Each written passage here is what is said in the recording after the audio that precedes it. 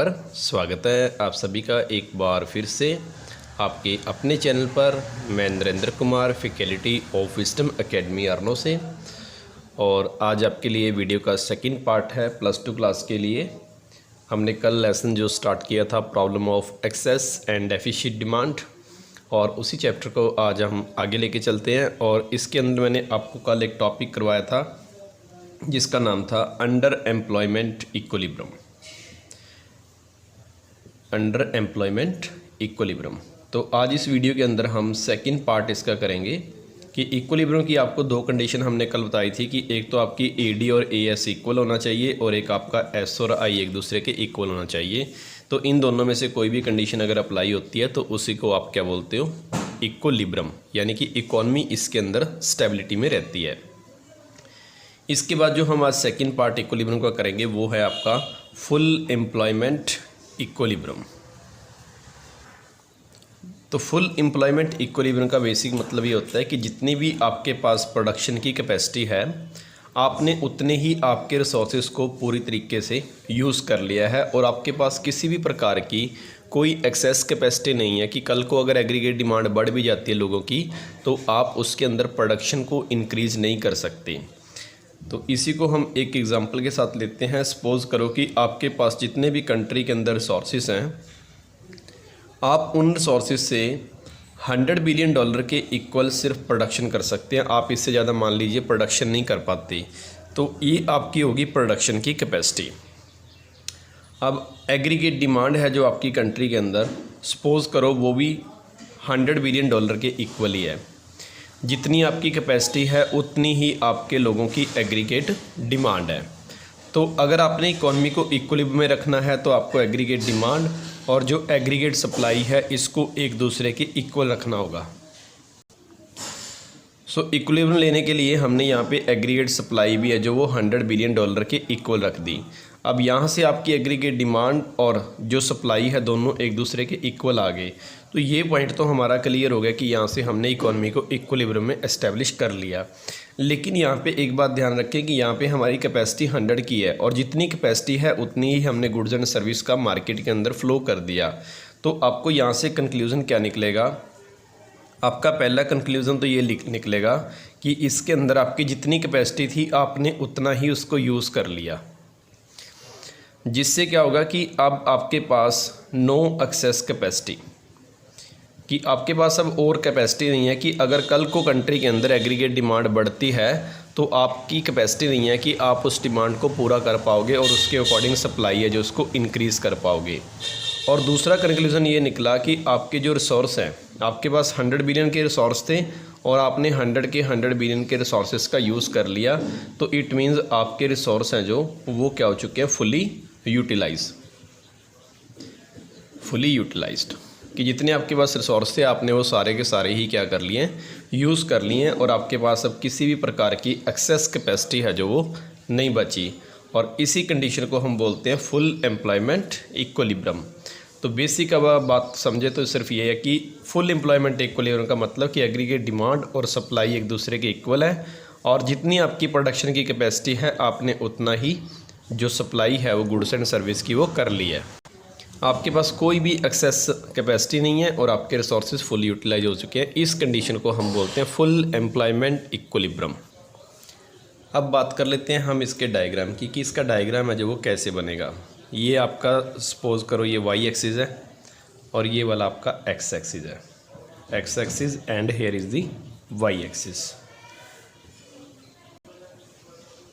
x axis के ऊपर हमने शो कर दिया आउटपुट और आउटपुट के साथ ही हम स्लैश में लिख लेंगे एम्प्लॉयमेंट और एम्प्लॉयमेंट के स्लैश में ही लिख लेंगे इनकम।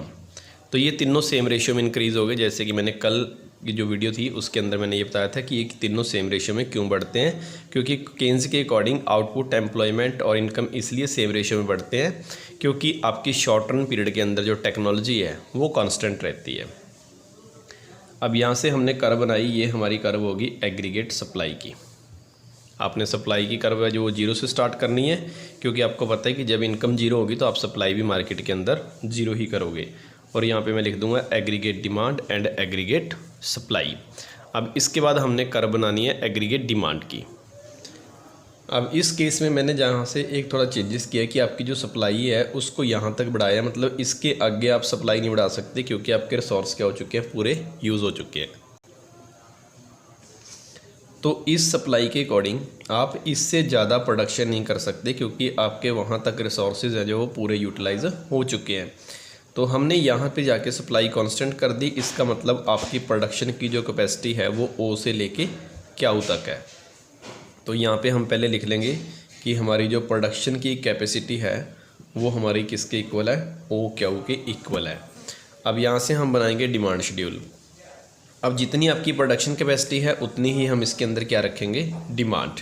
तो आप इससे ज़्यादा डिमांड का लेवल ऊपर नहीं लेके जा सकते, ये आपके यहाँ पे रिसोर्सेज का फुली यूटिलाइज हो चुका है। तो आप इसकी कर्व यहाँ से बना लीजिए। तो यहाँ से हमने बना ली एग्रीगेट डिमांड, तो ये आपकी होगी एग्रीगेट डिमांड।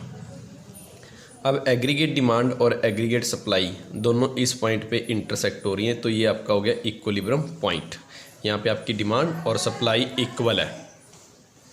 तो ये आपका डिमांड कर्व है और इस डिमांड कर्व के ऊपर आप कितनी डिमांड चाहते हैं, आप डिमांड भी इसके इक्वल ही चाहते हैं। यानी कि आपकी जो एग्रीगेट डिमांड है वो ओ क्यू के इक्वल है। और आप सप्लाई वाली कर्व देखोगे तो ये इसको यहाँ इंटरसेक्ट कर रही है। इसका मतलब आप सप्लाई भी कितनी कर रहे हो, सप्लाई भी ओ क्यू के इक्वल ही कर रहे हो। तो इन तीनों केस के अंदर आपकी एग्रीगेट डिमांड और सप्लाई भी इक्वल है और आपकी प्रोडक्शन कैपेसिटी उतनी ही है जितना आप क्या कर पा रहे हो, प्रोड्यूस।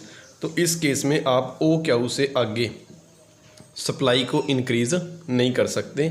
तो अब आपके पास कोई भी एक्सेस कैपेसिटी नहीं होगी और आपके रिसोर्स जितने आपके पास थे, आपके पास इतने रिसोर्स थे और इतनी ही आपकी डिमांड है और इतनी ही आपकी सप्लाई है। तो इसका मतलब इसमें आपके पास कोई भी रिसोर्स है जो वो फ्री नहीं है।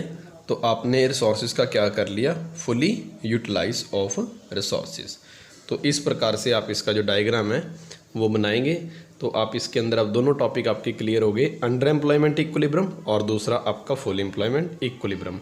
अगर इसी डायग्राम को आप कन्वर्ट करना चाहते हैं अंडर में तो आप इस डिमांड कर्व को डाउनवर्ड लीजिए यहाँ से ऐसे। तो यहाँ पे हमने एग्रीगेट डिमांड डाउन कर दी। तो अब आपकी सप्लाई है जो इतनी है और ये वाली आपकी अभी आपके पास क्या बच गई, एक्सेस कैपेसिटी। इसी को हम बोलते हैं एक्सेस कैपेसिटी। और जो ये वाला पॉइंट आपका ये हो गया आपका अंडर एम्प्लॉयमेंट इक्विलिब्रियम और जो ये वाला पॉइंट है ये आपका है फुल एम्प्लॉयमेंट इक्विलिब्रियम। क्योंकि यहाँ पे आपका रिसोर्सेज का पूरा यूज़ हो गया जबकि आपके पास इस कंडीशन में इतने रिसोर्स फ्री पड़े हैं। तो ओ क्यू आपकी फुल कैपेसिटी है और आप उसमें से यूज़ कर रहे हैं ओ क्यू 1, तो आपके पास एक्सेस कैपेसिटी है क्यू एंड क्यू 1। इसके बाद हमारे पास इस लेसन का थर्ड टॉपिक है जो कि आपके लिए काफ़ी इंपॉर्टेंट है। तो इस टॉपिक का नाम है हमारे पास एक्सेस डिमांड। एक्सेस डिमांड का मतलब डिमांड का ज़्यादा होना, जिसका मैंने आपको बेसिक मीनिंग पहले बताया था कि जहाँ पर एग्रीगेट सप्लाई है वो कम होगी और आपकी जो एग्रीगेट डिमांड है वो ज़्यादा होती है। यानी कि डिमांड है जो वो सप्लाई से ज़्यादा है और इसी कंडीशन को हम बेसिक लैंग्वेज में बोलते हैं एक्सेस डिमांड। लेकिन अब इसकी कुछ टेक्निकल जो टर्म्स हैं उसके बारे में हम डिस्कशन करते हैं। तो आपको यहाँ से दो वर्ड याद रखने हैं। एक तो होती है आपकी एक्चुअल डिमांड और दूसरा वर्ड होता है आपका प्लान्ड डिमांड।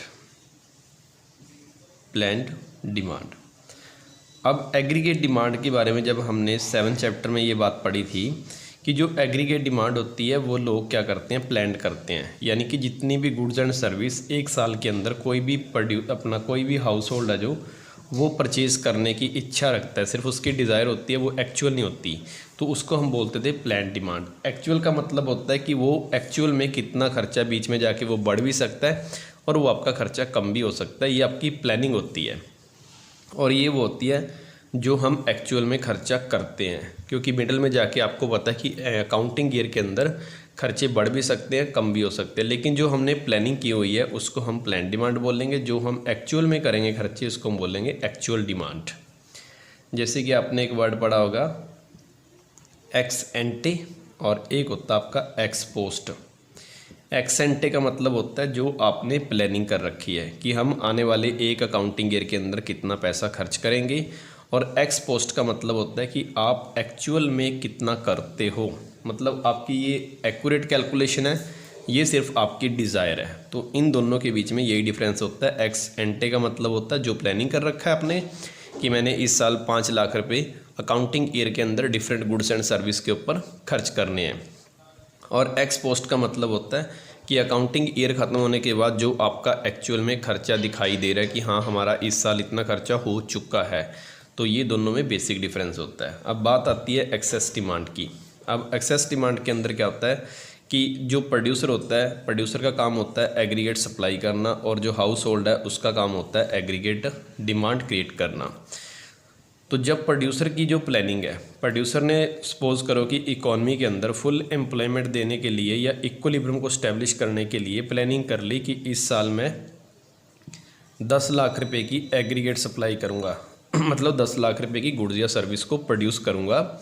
और उधर हाउस होल्ड ने सपोज करो प्लानिंग कर रखी है कि मैं भी इस बार 10 लाख रुपए गुड्स एंड सर्विस के ऊपर खर्च करूँगा। तो इसका मतलब कि जितनी प्रोड्यूसर ने प्लानिंग करी है उतनी ही हाउस होल्ड ने करी है। तो इनकी डिमांड्स आपस में क्या हो रही है, मैच, यानी कि इसकी विश और इनकी विश आपस में एक दूसरे से मैच हो रही हैं। तो इसको हम बोलते हैं इक्विलिब्रियम, दोनों की विश आपस में मैच हो रही हैं। अब प्रोड्यूसर ने तो सभी लोगों को रोज़गार देने के लिए 10 लाख रुपए की प्लानिंग कर ली कि इस बार मैं 10 लाख रुपए गुड्स एंड सर्विस के ऊपर जो इन्वेस्टमेंट करूंगा, यानी कि गुड्स एंड सर्विस को मार्केट के अंदर भेजूंगा प्रोड्यूस करके। और उसने प्लानिंग करी कि मैं इस साल 10 लाख रुपए की गुड्स एंड सर्विस परचेज़ करूंगा। लेकिन हुआ क्या कि सपोज करो इस पर्सन की जो एक्चुअल है डिमांड वो 10 लाख से कितनी आ गई, कम आ गई। उसने प्लानिंग कितने की करी थी, तो ये उसने प्लानिंग करी थी 10 लाख रुपए की कि इस बार मैं 10 लाख रुपए खर्च करूंगा। लेकिन उसने एक्चुअल में जो खर्चे किए वो 10 लाख से क्या किए, कम किए। प्लानिंग उसने ज़्यादा की लेकिन एक्चुअल में क्या किया, उसने कम किया। तो इस कंडीशन को हम बोलते हैं डेफिसिट डिमांड, कि प्लानिंग उसने ज़्यादा की है। अब 10 लाख रुपए इसकी प्लान डिमांड है, तो ये आपकी एग्रीगेट डिमांड है। तो इसी को आप क्या कह सकते हो, इसी को आप एग्रीगेट सप्लाई कह सकते हो, क्योंकि यहाँ पे 10 लाख रुपए उसकी प्लानिंग है, 10 उसकी है। तो आप इसको एग्रीगेट डिमांड को क्या बोल सकते हो, जो आपकी प्लान डिमांड है इसको क्या बोल सकते हो, एग्रीगेट सप्लाई। और एक्चुअल डिमांड है ये कौन करेगा, ये हाउस होल्ड करेगा। तो आप यहाँ से देखोगे कि आपकी जो सप्लाई वो ज़्यादा होगी लेकिन डिमांड कम होगी। तो इस कंडीशन को तो हम बोलते हैं डेफिसिट डिमांड। लेकिन अगर यही एक्चुअल डिमांड 10 लाख की जगह कितनी हो जाए, 12 लाख रुपए हो जाए, तो 12 लाख रुपए की अगर डिमांड होगी तो इसका मतलब इसमें आपकी सप्लाई कम रहेगी और डिमांड ज़्यादा होगी। तो इसको आप क्या बोलोगे, एक्सेस डिमांड। तो प्लान डिमांड होगी वो डिमांड जो लोग करना चाह रहे हैं और उतनी ही सप्लाई कौन करना चाह रहा है, प्रोड्यूसर। तो इससे आपको रिजल्ट अब ये निकलेगा कि जो एग्रीगेट सप्लाई है इसको हम एग्रीगेट डिमांड भी लिख सकते हैं, क्योंकि ये हाउस होल्ड ने प्लान की हुई है। और जो एग्रीगेट डिमांड हाउस होल्ड वाले प्लान करते हैं उसी को हम बोलते हैं ADF। एफ का मतलब फुल एम्प्लॉयमेंट। फुल एम्प्लॉयमेंट का मतलब यहाँ पे आपके रिसोर्स क्या हो चुके हैं, पूरी तरीके से यूटिलाइज हो चुके हैं। Resource are utilise. और ये जो एग्रीगेट डिमांड है ये जो हमने एक्चुअल में की है इसको हम डोनेट करेंगे P से। P का मतलब जितना लोगों ने परचेज़ किया, ठीक है, आप इसको ऐसे याद कर सकते हो। एक्चुअल में जो परचेज़ किया उसको P से, और जो वो परचेज़ करना चाहते थे तो उसको डोनेट करते हैं F से। तो प्लान्ड वाली जो डिमांड है ये इनकी कौन सी डिमांड है, एक्चुअल डिमांड है। अब इसमें आपका रिजल्ट निकलेगा कि जब भी ADF is greater than the ADP, ये तो वो डिमांड है जो प्रोड्यूसर ने गुड्स एंड सर्विस को क्या किया, प्रोड्यूस। और ये वो डिमांड है जो लोगों ने एक्चुअल में परचेज़ किया। अब प्रोड्यूसर ने प्लानिंग ज़्यादा कर ली, मतलब कि उसने सप्लाई तो क्या कर दी, ज़्यादा, लेकिन लोगों ने सामान क्या खरीदा, कम। तो इस कंडीशन को हम क्या बोलेंगे, इस कंडीशन को बोलते हैं हम डेफिशिएंट डिमांड। अगर इससे उल्टा हो जाए कि प्रोड्यूसर ने प्लानिंग कम करी है और लोगों ने खर्चा करने की प्लानिंग क्या कर ली, ज़्यादा, तो इस कंडीशन को हम बोलेंगे एक्सेस डिमांड। तो ये दो वर्ड आपके लिए समझने बहुत ज़रूरी है कि एग्रीगेट सप्लाई को आपके डायग्राम के अंदर जो बुक के अंदर आप रीड करोगे तो उसको एग्रीगेट जो सप्लाई है उसको डोनेट किया जाता है ADF से। एफ का मतलब यहाँ पे फुल एम्प्लॉयमेंट, यानी कि रिसोर्सेज का पूरा यूज़। और यहाँ पे AD जो P है इसका मतलब ये वो डिमांड है जो कौन कर रहे हैं, लोग कर रहे हैं एक्चुअल में। अगर लोगों की एक्चुअल डिमांड ज़्यादा होगी और उसने प्लांट कम की तो एक्सेस डिमांड की कंडीशन हो जाएगी। अगर उन्होंने प्रोड्यूसर ने प्लांट ज़्यादा की और लोगों ने खर्चा करने की प्लानिंग कम की तो इसको हम बोलते हैं डेफिशिएंट डिमांड। तो ये थोड़ी सी इसकी टेक्निकल लैंग्वेज है जिसको आप एक या दो बार से दोबारा देखोगे तो आपको ये कंसेप्ट बिल्कुल क्लियर होगा। तो इसके बाद हम इसकी करते हैं डायग्राम के अंदर जो एक्सप्लेनेशन कैसे होगी। एक आपको एक्सेस डिमांड के अंदर ये बात ध्यान रखनी है कि एक्सेस डिमांड उस समय क्रिएट होती है जब आपकी डिमांड ज़्यादा और सप्लाई कम है। एक बात तो आपको ये क्लियर है। और दूसरी बात ये याद रखनी है कि एक्सेस डिमांड के कंडीशन के अंदर जो रिसोर्स होते हैं ना किसी भी प्रोड्यूसर के पास या किसी भी कंट्री के पास, ये रिसोर्स हमेशा क्या हो जाते हैं, फुली यूटिलाइज्ड हो जाते हैं। रिसोर्स हैं जो वो क्या हो जाएंगे, फुली यूटिलाइज्ड। आपके रिसोर्स कंप्लीट यूज़ हो जाएंगे और आपके पास किसी भी प्रकार की एक्सेस कैपेसिटी नहीं होगी, नो एक्सेस कैपेसिटी। जब भी आपकी कंट्री के अंदर डिमांड ज़्यादा है और सप्लाई कम है और कंडीशन क्रिएट कौन सी होगी, एक्सेस डिमांड। तो एक्सेस डिमांड के अंदर आपको ये बात बिल्कुल क्लियरली लिख लेनी चाहिए कि रिसोर्स आपके फुली यूटिलाइज हो चुके हैं और आपके पास किसी भी प्रकार की एक्सेस कैपेसिटी नहीं है। और इसीलिए एक्सेस डिमांड की कंडीशन के अंदर हमें जो प्राइस का लेवल है वो क्या करना पड़ता है, बढ़ाना पड़ता है। क्योंकि आपके पास डिमांड ज़्यादा है और सप्लाई के लिए आपके पास रिसोर्स बचे नहीं तो आप क्या करोगे, अब लोगों की डिमांड पूरी आप कर नहीं सकते क्योंकि आपके पास रिसोर्स ही नहीं है। अगर रिसोर्स नहीं है तो आप क्या करोगे, प्राइस का लेवल अप कर दोगे। अब इसकी डायग्राम के अंदर आप एक्सप्लेनेशन देखिए, आपको ये डायग्राम बहुत ज़्यादा इंपॉर्टेंट है एग्ज़ाम के पॉइंट ऑफ व्यू से। यहाँ से मैंने पहली जो कर्व बनाई वो आपकी बनाई एग्रीगेट सप्लाई की। तो एग्रीगेट सप्लाई आपकी 0 से स्टार्ट होगी और यहाँ पे आप सेम लिखोगे आउटपुट, एम्प्लॉयमेंट और तीसरा वर्ड लिखोगे आप इनकम। ये तीनों वर्ड मैंने यहाँ पे लिख लिए। अब इसके बाद हम बनाएंगे जो एग्रीगेट सप्लाई के बाद एग्रीगेट डिमांड वाली कर्व कैसे बनेगी। ये आपके लिए बड़ी इंपॉर्टेंट ऑब्जर्वेशन है, इसको आप ध्यान से देखना। तो मैंने इसके अंदर दो कर्व बनाई।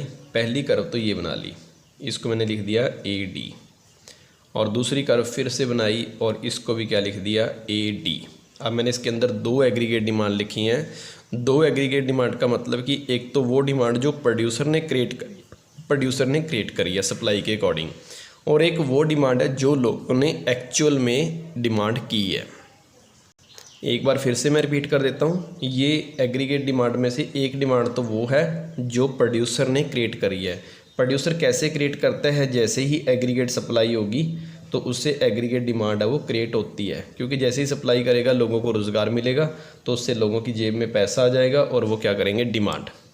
एक डिमांड प्रोड्यूसर ने क्रिएट करी है और एक डिमांड किसने करी है, आपकी हाउस होल्ड ने। अब हमारे पास जो कंडीशन है ऊपर वो कौन सी है, एक्सेस डिमांड है। अब एक्सेस डिमांड के केस के अंदर मैंने आपको बताया था कि वो प्लानिंग तो क्या करेगा, कम। मतलब ये वाली जो डिमांड क्रिएट करी है वो किसने करी है, प्रोड्यूसर ने। तो प्रोड्यूसर ने डिमांड कितनी करी आपकी, यहाँ से लेके यहाँ तक, ये प्रोड्यूसर की डिमांड है। और यहाँ तक ही आपके पास रिसोर्स है, क्योंकि मैंने आपको ऊपर ये बात क्लियर करवा दी थी कि एक्सेस डिमांड के अंदर जो रिसोर्स हैं उनका क्या हो चुका है, पूरी तरीके से यूज़ हो चुका है। आपके पास रिसोर्स O से लेके क्यू तक है। जितने रिसोर्स हैं उतनी ही जो एग्रीगेट डिमांड है वो प्रोड्यूसर क्रिएट कर पाएगा। लेकिन लोग हैं जो, मतलब जो हाउस होल्ड हैं, वो इस कंडीशन के अंदर जो एक्चुअल में खर्चा कर रहे हैं वो प्लानिंग से ज़्यादा कर रहे हैं। तो ये डिमांड किसने क्रिएट करी है, ये आपकी डिमांड क्रिएट करी है प्रोड्यूसर ने। और जो ये वाली डिमांड क्रिएट की है ये आपकी किसने करी है, हाउस होल्ड ने की है। तो इतने रिसोर्स हैं और इतनी ही वो क्या करेगा, प्लानिंग करेगा। इससे ज़्यादा प्रोड्यूसर आपको प्रोड्यूस करके नहीं दे सकता। लेकिन लोग हैं जो, लोगों ने अपनी एग्रीगेट डिमांड का लेवल है जो फुल एम्प्लॉयमेंट के लेवल से क्या ले गए, वो ऊपर ले गए। तो इसके कारण अब लोगों की डिमांड का लेवल है जो वो OQ1 है।